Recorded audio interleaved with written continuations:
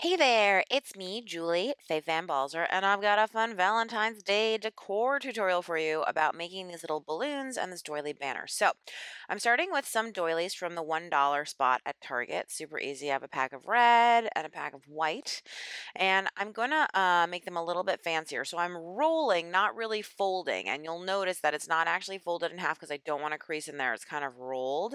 And I'm going to go ahead and do that thing that you always did in kindergarten where you cut out half a heart and then you have a perfectly symmetrical heart. So now you can see my red doily is just a little bit fancier and more perfect for Valentine's Day. And now I'm going to make the white doily a little more fancy. And you can see I'm just adding some adhesive to the back of that red heart that I cut out and sticking it right in the middle of the doily. So I'm going to continue to do this with both packs of doilies until I have an entire series of the reds and the whites with the hearts in them. So, after that, what you're going to do is I just decided to use some baker's twine, but you could use any string that you have, and I'm just stringing it through the holes that exist in the doilies. So you don't have to punch anything extra or do anything. I'm just stringing it through the holes in the tops of the doilies to create my banners. I decided to do a white banner, a red banner, and then one that's mixed with both red and white, but you can mix it up whatever way sort of makes sense to you. But here it is. And I think it looks really, really pretty. It changes the feeling of the room. And just by adding in those cutout holes and little extra hearts, I think you make it sort of that much special. It did not take me that long to do it at all. And I think it's a lovely effect. So along with this beautiful doily banner, and you can see when it comes into focus how pretty that is. I also wanted to make a really fun sort of series of balloons. So again, from the dollar spot, I grabbed some balloons. The tissue paper, I think I got it like CVS or something. But the first thing to do is you're just going to blow up the balloons, and I'm just blowing them up myself. These do not need to have helium or anything in them, and then tie that knot right at the bottom. And once that's done, then you're ready to start decorating. So what I did is I went through the tissue paper and I simply picked some colors that to me felt very Valentine's Day. So like red, pink, yellow, white. I mean, you could do the same project for another holiday, just changing the colors up.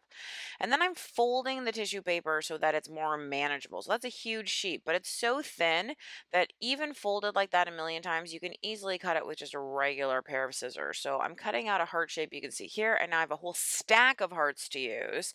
And then out of the excess leftover tissue paper, I'm going to go ahead and I'm going to cut out other shapes. Now, the reason I'm using tissue paper is because we're going to attach this to the balloon and I need it to be lightweight and not something that's super heavy and going to drag the balloon down.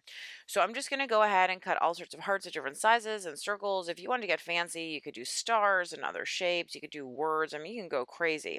So all I'm doing is I'm taking a wet adhesive. This is golden gloss medium, but you could certainly even use like Elmer's glue. Any wet adhesive is going to work. I find something in a squeeze bottle just the easiest to deal with because you can squeeze it directly on the shape and then just sort of smack dab it on the balloon. So I like to cover the entire balloon with little shapes of all kinds. I mean, if you want to get super detailed about it, you could use tiny shapes. I found as time went on, my shapes got bigger and bigger because I just wanted it to go faster and faster. And I don't think in the finished result, you can see any difference in how it looks in terms of like if you have little tiny circles or if you have big honking ones. So once that's done, I'm going to make the dangles. So I'm just going to apply some more of that wet adhesive to one shape.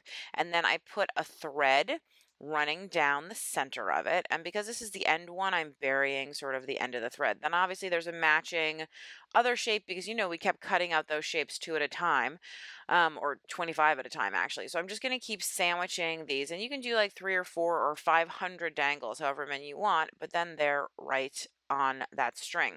So now I have made this so easy to attach. I'm using some washi tape, and you could certainly use washi tape that blended a little bit better with your balloon, but I don't think you notice with the finished result because these are sort of confetti-ish looking, and that's all I do. I'm taping that thread right to the bottom balloon, and now it has this really cool tail or dangle or whatever you want to call it.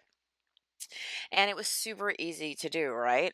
So if you look at the finished ones, you can see, I think that the tails, they really move even if you don't have a lot of breeze. They add a lot of movement and make the balloons look even more fanciful. So if you enjoy this video, please subscribe, give me a thumbs up, visit my website over at balzerdesigns.com. I know that I would love to see you. So thanks so much and happy Valentine's Day.